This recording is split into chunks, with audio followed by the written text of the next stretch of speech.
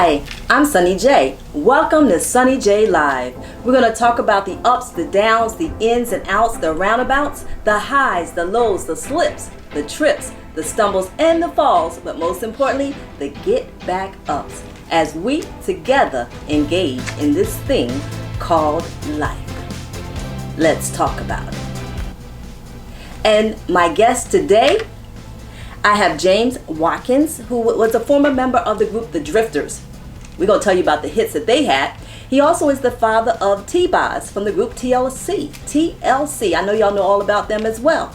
And we're going to start there, and we're going to talk about some history. We're going to talk about where he's been, what he's doing right now, and even give you some tips if you're looking to get in the music industry. Welcome, James. How are you? I'm fine. How are you doing? Thank you for having me. Yes. You're going to enjoy him, trust me. So tell me how you became a drifter. Oh, boy. A friend of mine that I played with in a band, he played bass. He called me one day and asked if I was still singing. And at the time, I just got married, and I didn't know how it was going to go. And I said, well, give me some time to think about it. And a couple of days, I thought about it that evening, and having the love to sing didn't take long. So I called him back and said, well, I thought about it. And he said, when is rehearsal? He said, well, rehearsal is Thursday. He says, but we're singing Saturday in Miami. Oh, wow. At the Cordon Bleu. And I said, oh my God. But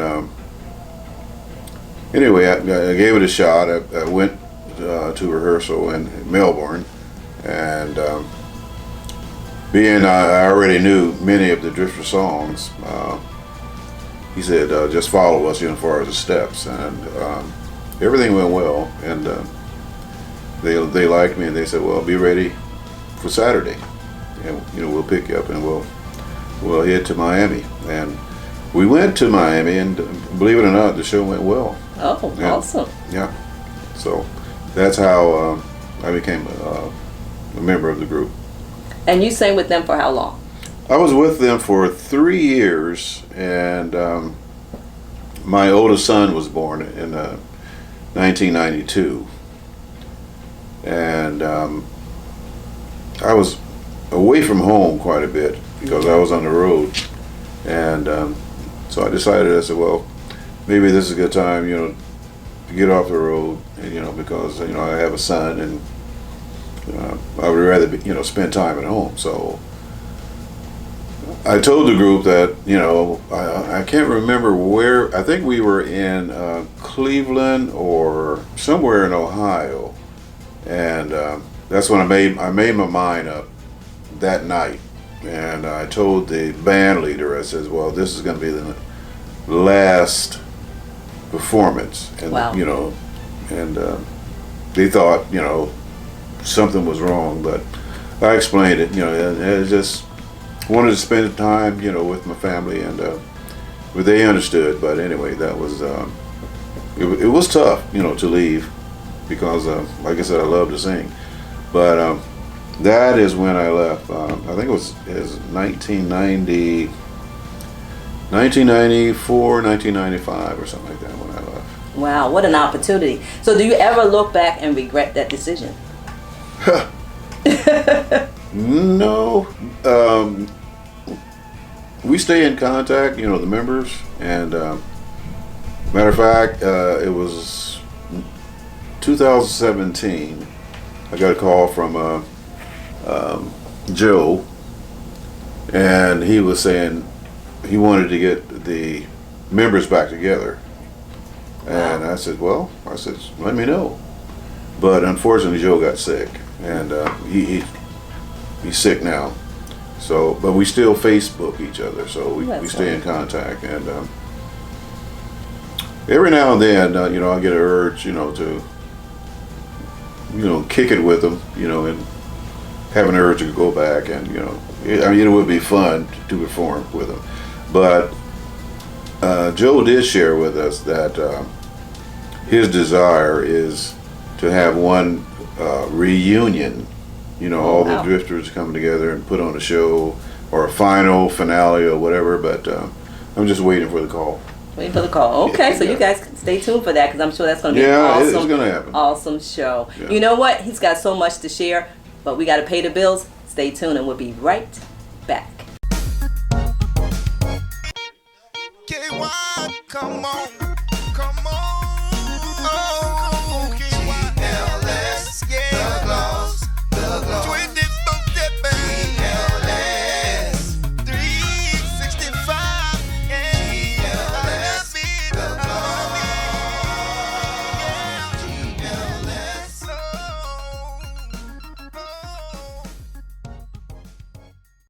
Welcome back to Sunny J Live, and I'm with James Watkins, and we've talked about his time with the Drifters, but this show is about the ups, the downs, the ins and outs. So now we're going to talk about maybe some of the bad times that you'd like to share with our audience. Well, the bad times.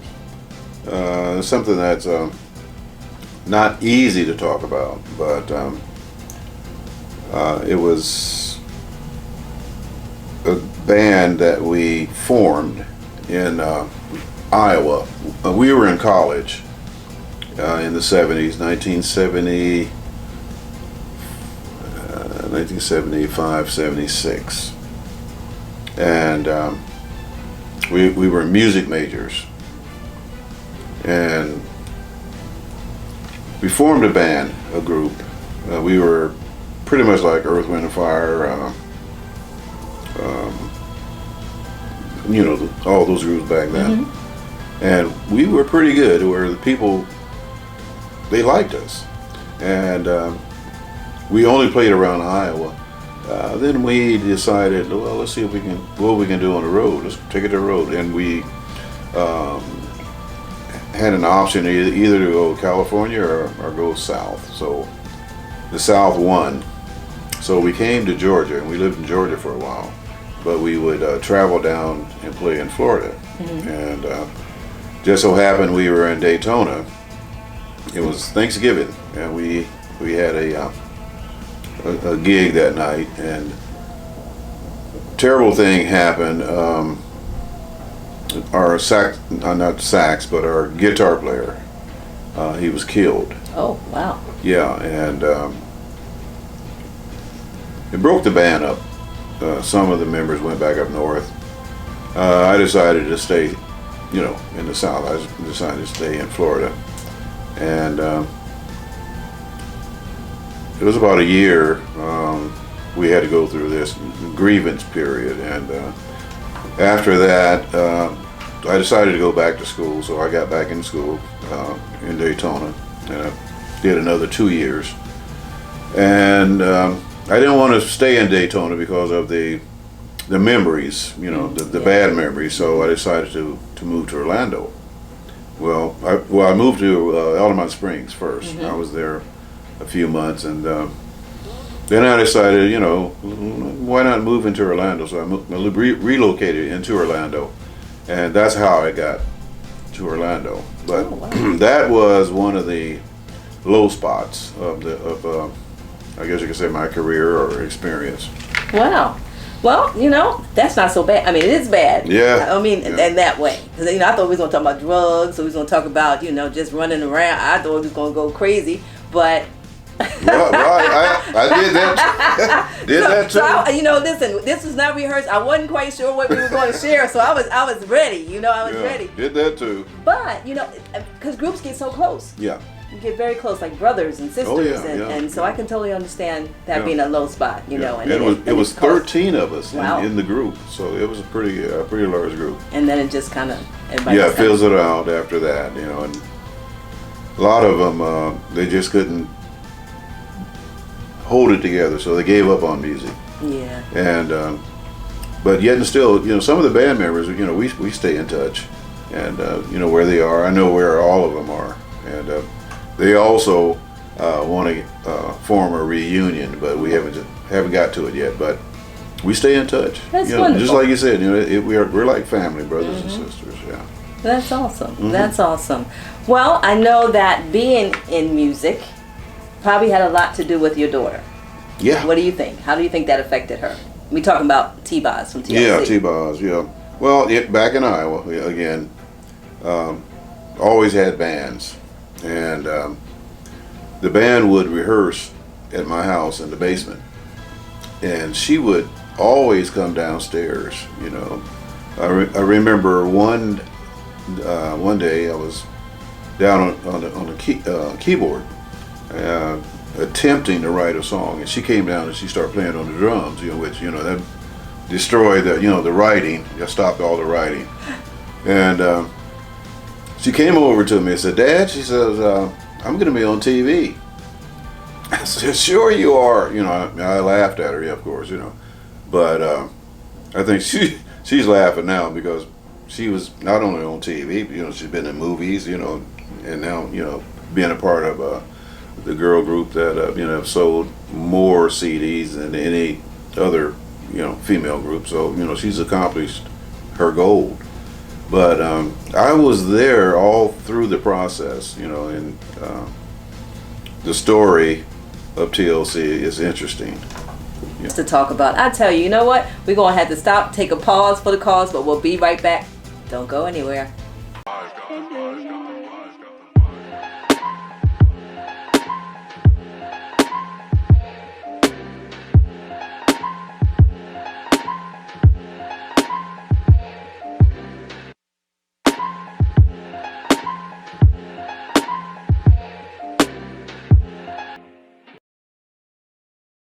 Welcome back to Sunny J Live. We're just having such a good time. Shame you're not here because all the stuff that happens behind the scenes is just as funny as what you see. But what we're going to do is we're going to talk a little bit about the behind the scenes from the group TLC. Tell us a little bit about that. Okay.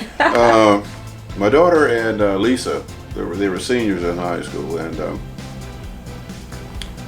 they graduated. And my daughter, she didn't want to go to college. Of course, I was looking forward, for her, being in college. And she said, "Dad, I don't want to go to college." I said, "Well, you got to go to college." She said, "Well, what if I took a year off?" I said, "Nah, if you took a year off, you're not going to come back and go to college, okay?"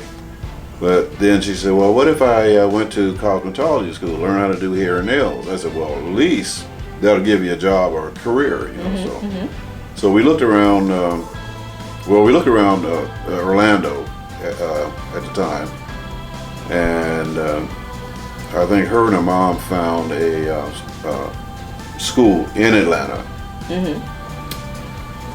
So I said, "Okay, that's great." So I went to Atlanta, to visit the school, and I met the owner, Reid, who just happened to be Pebbles' hairdresser, and Reid saw my daughter T Boz and Lisa dancing, and she said, "Well, Pebbles are looking for dancers to be in the video." And I think the video was, the song was "Someone Sneaking in My Backyard" that Pebbles had at the time. And of course, they went and auditioned, but Marie had to encourage them because they didn't think they were good enough. But they did go and they auditioned for Pebbles, and she liked them. And then she said that she wanted to form a girl group. There was 3 of them at the time. Charlotte was the C at the time, but Charlotte wasn't that serious. So my daughter called one evening. She said, "Dad," she says, "what about if you got a member that's not serious?" I said, "Well, you got to get rid of them." So they got rid of her, and so Pebbles found. Her real name is Rosanda. They gave her the name Chili because she's Needs to be a C. part Puerto Rican. So so she was a C, and that's how TLC was birthed. Wow, I bet Charlotte is kicking herself. Yeah, she is. But nobody thought they would blow up that fast. When they recorded the Ain't You Proud to Beg. I was invited to Atlanta on Thanksgiving, and my daughter said, "Dad, I got a surprise." And she took me in the bedroom, put in, the tape. And believe it or not, that was the first time I ever heard her sing. Wow. Yeah, I mean, that was a surprise. But they were good, and Pebbles wanted to sign him to it was a production contract. It wasn't a recording contract. So we met at LA's condo, and matter of fact, the contract was signed in the kitchen. Wow. LA's kitchen, and that is the birth. And their first performance ever was on live television at Arsenio Hall. That was the first time they performed anywhere.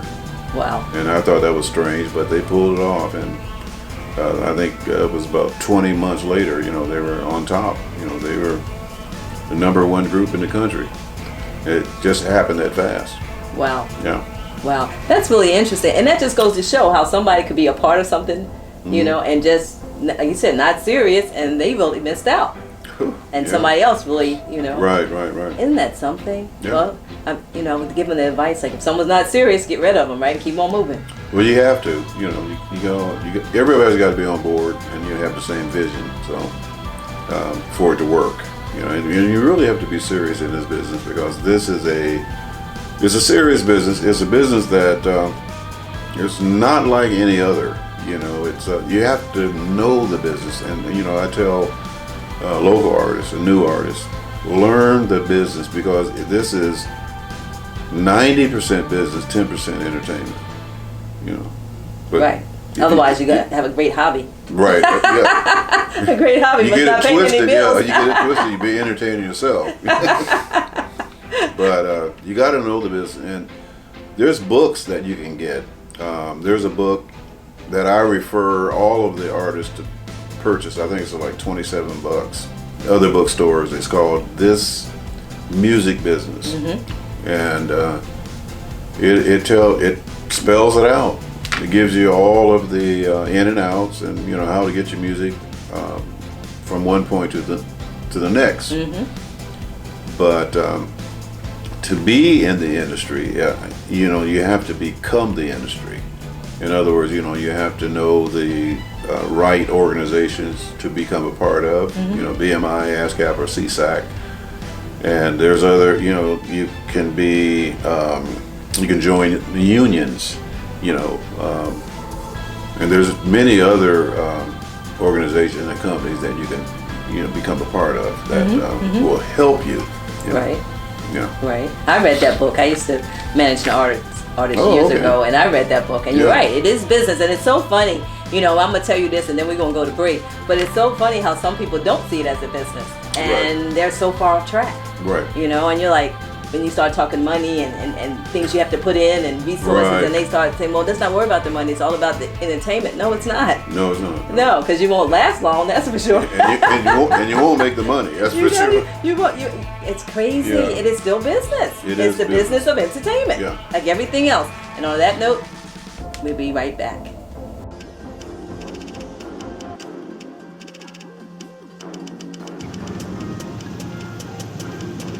Get out.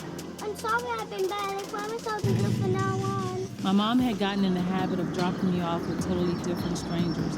One day while my mom was doing one of her vanishing acts, my Aunt Cece dropped me off to my grandmother on my dad's side named Beatrice. Boy, I sure didn't know what I was getting myself into. Then I was sentenced to prison and pregnant. I'm Dr. Lewis, and this is Nurse Thomas. Relax. Okay. So I ended up going back to jail. I still couldn't get it right, and I met a girl named Tammy, and we became fast friends. And she introduced me to her brother E. I'm gonna end up putting the ring right there on that finger. I ain't playing. And let's go. Whoa, come on. I don't deserve this. So what, you gonna shoot me? If we ask you to do something, you do it. Welcome back to Sunny J Live. I am having such a great time, great information that is being shared. So you people that want, and I shouldn't say you people, but you know, we right here. But if you're looking to get into the entertainment business, I hope you're taking notes. And on that, we're going to talk a little bit more about the business of music. Okay. I consult quite a few of the local artists, as well as some of the independent labels. pertaining to how to make it in this business, how to get from point A to point B, or to take your music to the next level. Many artists, they go to studios and they record their music, and they're always in a hurry. They rush to get their music mixed and mastered, and the first thing they want to do is put it on social media. They put it on YouTube, Spotify, iTunes, and all the other different social media networks. They just given their music away. They don't do the research to find out how to get paid. Right. Because they're more focused on becoming a star or being discovered, Right. rather than protecting themselves. And then as far as getting their songs copywritten, that is the most important thing. And many local artists, they maybe don't understand, but they avoid getting their music copywritten, which is a very serious mistake, because anyone can say that I own it, and you can't prove it. So the thing is, I make sure that get your song copywritten. Don't put it on YouTube. Don't put it on all the social medias, because the thing is, I always ask a question. I said, who do you know who's getting paid from these sites? And then it looks like a light goes off. Gee, I don't know anybody. But yet and still, iTunes, Spotify, they're making money. Oh yeah, yes. they're making money.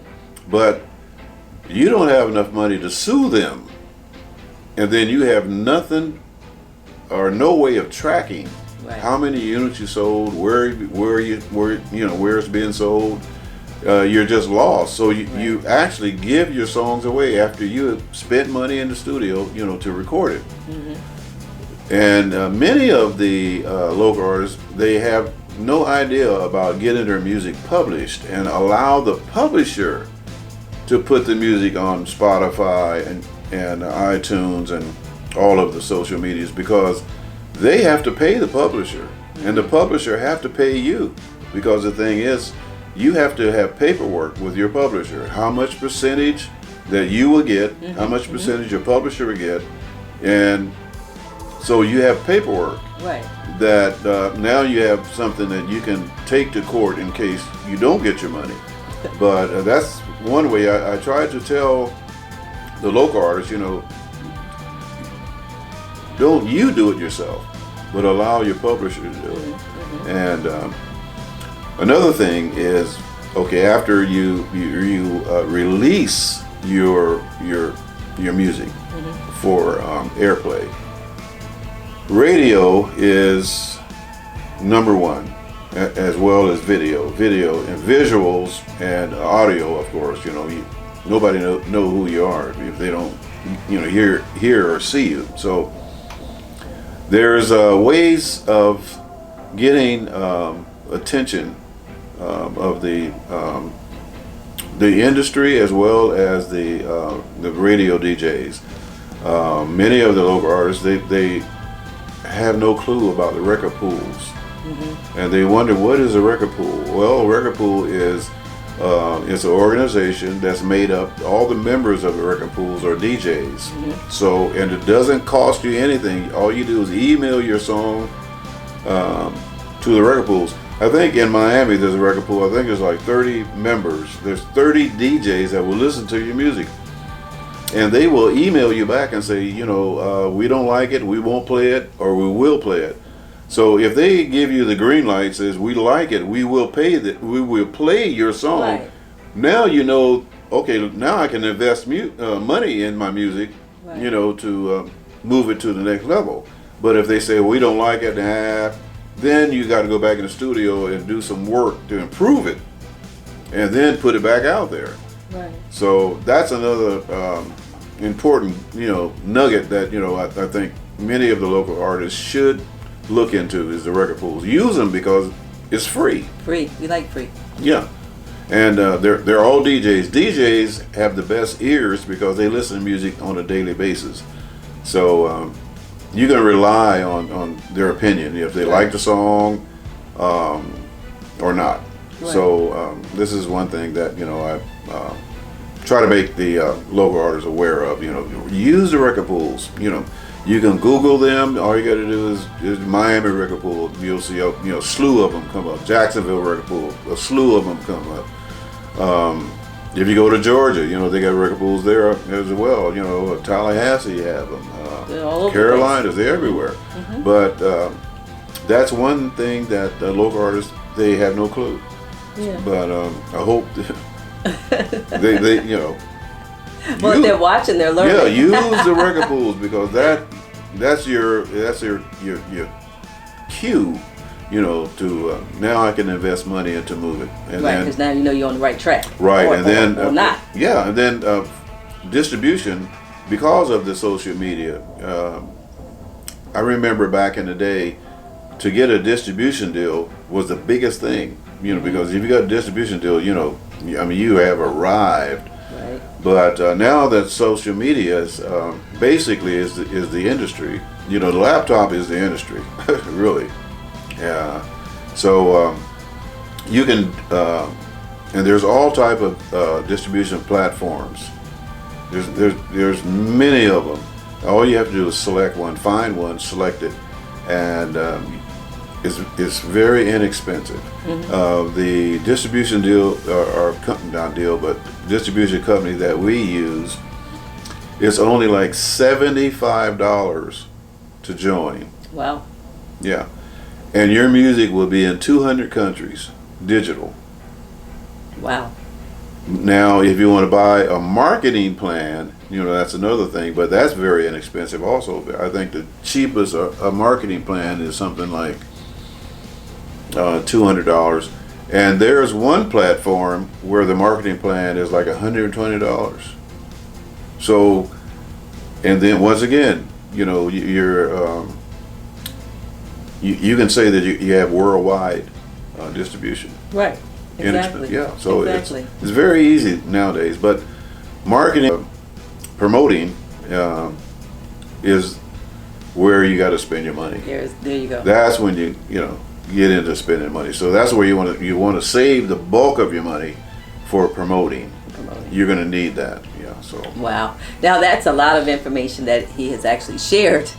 And it's quite true. But one thing I wanted to mention is that, like you're saying, like when you put things on social media and play, honest to goodness, I heard a song the other day by a top rap artist that sounds almost identical to a song an independent artist performed on my show about 10 years ago. Right. And I was like, oh my gosh, that sounds like, now he could have sold the song, but how many times when people hear a song, yeah, and it's like that a word getting in the ear or a tune gets in the ear, and then before they know it, they've created a song, and this is somebody that's a top artist. Right. So your chance of going up against him, if you don't have it copywritten or anything like that, to be able to say, no, that's my song, you lose. Yeah. But you might get a couple $1,000 maybe. I don't know. Yeah, if they can recognize it enough, right? But great pointers. You got to protect yourself. Right. You got to protect yourself, and it is the business of entertainment. And on that note, we'll be right back. KY, come on, oh, TLS, yeah, the gloss, 24/7, TLS, 365, yeah, I love it,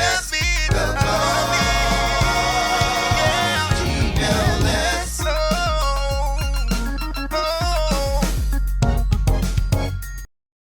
Welcome back to Sunny J Live. We've had a great time with James Watkins. We've talked about being a drifter. We talked about being the father of T Boz. We talked about all kinds of stuff, the business of music. So we talked about the lows, right? Now we're going to talk about the high points in your life. So feel free to share. Okay, well, the high point now is where I am now, far as working with Alicia Records and Track Set Studio here in Orlando. I'll say people of religion question, you know, how can you be a pastor and be in the music industry? Well, if they did research or if they ever took time to read the Bible, I think Jesus sat down with sinners. That's right. And he didn't exclude anybody. God uses people in various places for a reason. I was in the booth, recording booth, with a female rapper where she had a bunch of cuss words in her song. And I didn't say anything to her, you know, about, well, you can't, you know, cuss in here or whatever. But she turned around and says, let me stop cussing. And she started rapping and replacing the cuss words with, I'll say better words, of course. But yet and still, God can use preachers in the music industry, because there's people in the music industry that need to be saved as well as people in the streets. That's so true. And you know, there's people in the music industry that have problems just like we do. That's right. So, you know, God sends his people wherever he chooses or where he feels that he needs them. But I truly believe that out of most of the studios in Orlando, I think we're the only studio that have ties, direct ties to the music industry. We're glad that we're able to help these young artists to get their music from point A to point B.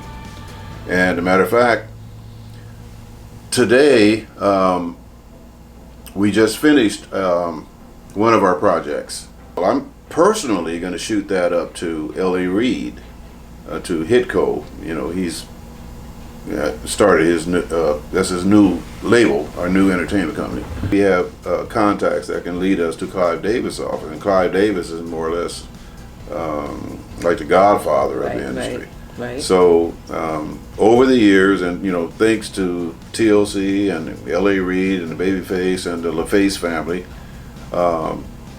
you know, who I hung out with, you know, for back in the, you know, the early '90s to the mid '90s, and you know, I made a lot of friends, you know, a lot of contacts, and which, you know, I still have today. So, you know, we feel pretty good about, you know, what's coming around the corner, you know, as far as us being successful. But the thing is, it's not about us and making money. The thing is, we want our artists to be well taken care of as well. You know, we want them to have a good life, and so mainly it's to help the young artists or the young people to have a better life. You know, because you know we've been there. You know, Right. so I guess you can look at this as how we can give back. Right. You know, so it's not about us. You know, it's about helping our young people.